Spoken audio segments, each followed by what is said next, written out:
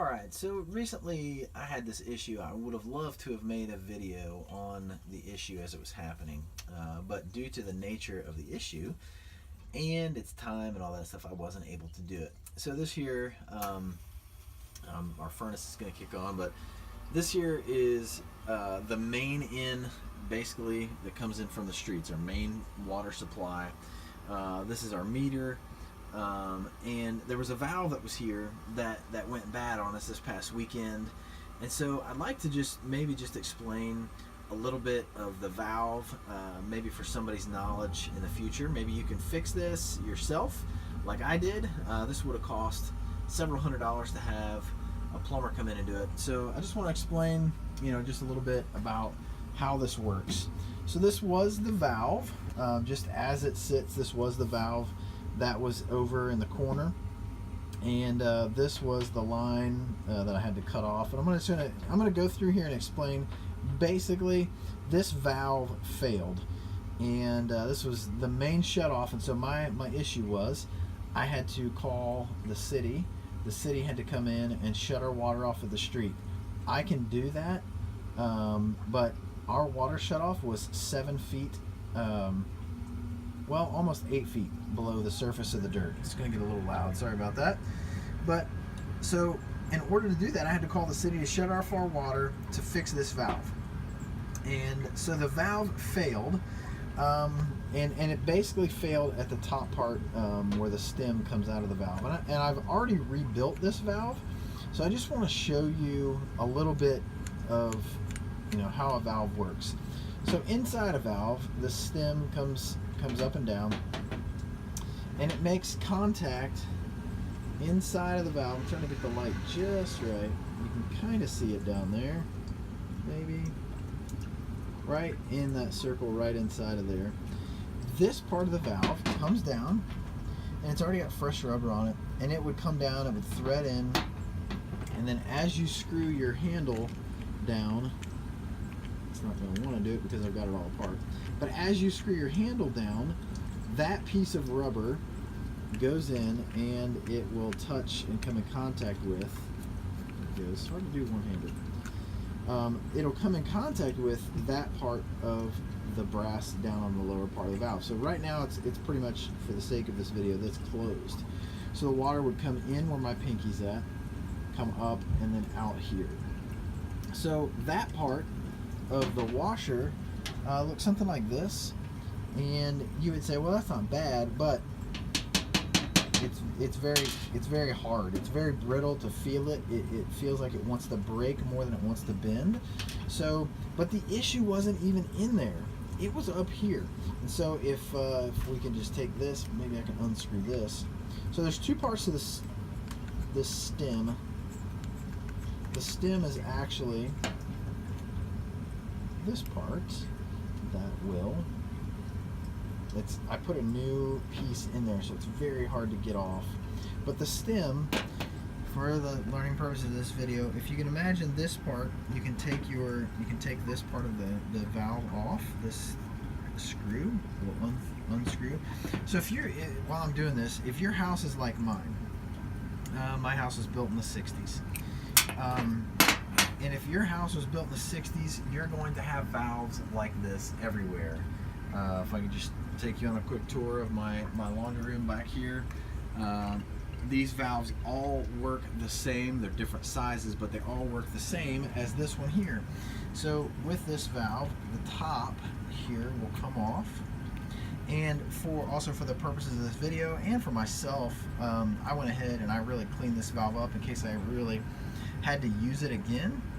And a valve rebuilding kit, like you can get an assorted size of washers at any hardware store. I think this kit cost me $3 to really rebuild this. So let's just think about this. It's undone here. This will come off, and on the inside of there, it looks as if it's old. But the black part on the inside, as the threads end, it ends into new rubber. So when this piece threads onto this piece, that rubber seals water from coming back out. Well, initially, in my case, this part failed. Water began to shoot through the top of the stem, and I mean, it made quite a mess in the basement down there in the corner. It was wet. So to rebuild this, I mean, a pair of pliers really is all you need.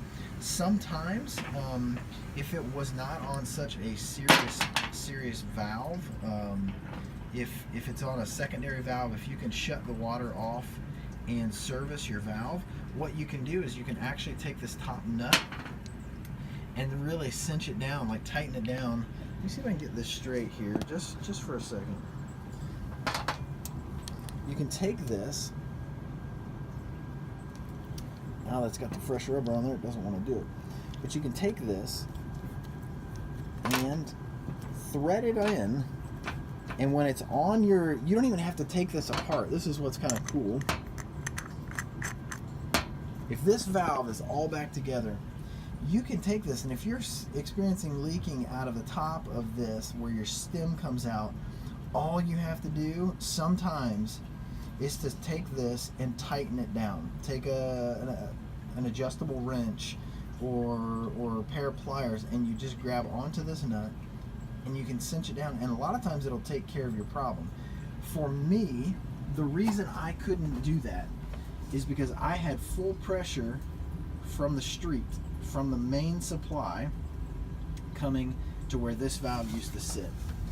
It used to sit right here. Now, if I would have taken and I would have cinched this nut down, and something catastrophic would have happened on the inside of this thing, say this nut would have came off and water would have gone everywhere, I would have been basically swimming in my basement.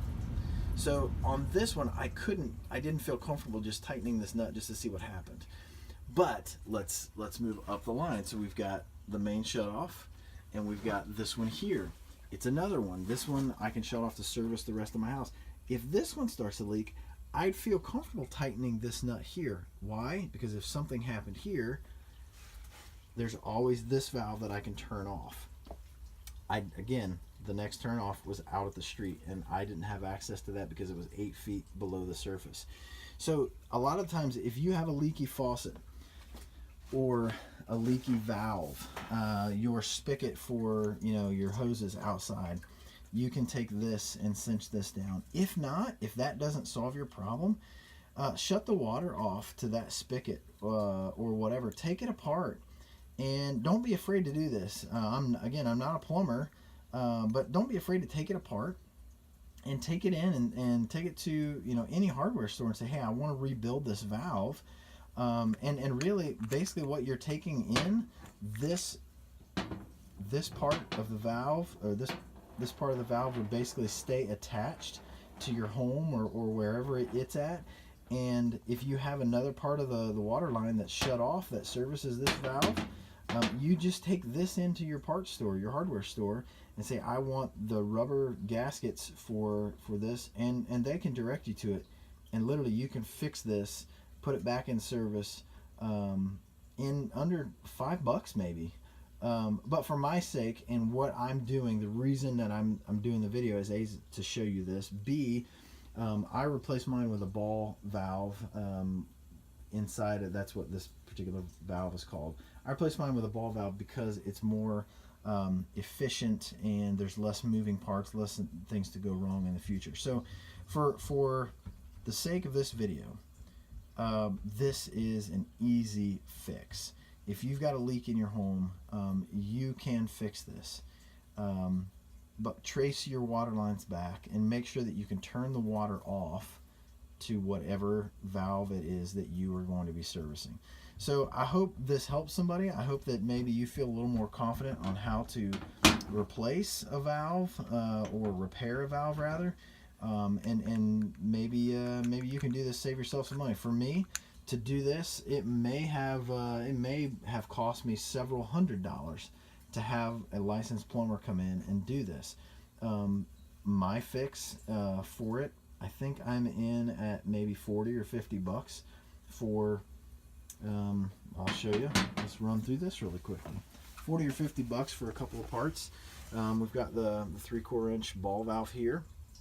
We've got a 3/4 inch male thread to female thread elbow or street elbow. And then this right here is actually, it's what they call a shark bite, and it's shark bite on the copper tubing. This is tube, not pipe. See how it's got a weird bend in it? This is copper tubing. This up here would be copper pipe. It's different. But this shark bite fitting doesn't take any glue. It doesn't take anything, and this will bite right on there. There's nothing to tighten here, but this fits into here. So I think all together I'm in at 40 bucks and a little bit of my time, and I solved a major leak in my basement. So again, I hope that this helps somebody kind of figure out something that you need to do, or if you've got a leak on your faucet spigot, you can fix it for relatively inexpensive. So I'm in at 40 bucks for that, to rebuild and repair this and get this ready for service in the future. This valve is fixed for maybe 5 bucks, maybe 10 bucks, and you can get a whole bunch of washers and fix a lot. So I bought a kit of new washers. This is another old one, but I bought a kit of these. They're assorted sizes. I think it was $5, and it comes with a lot of different washers in there, and you can do it. It's not hard. It takes a little bit of time.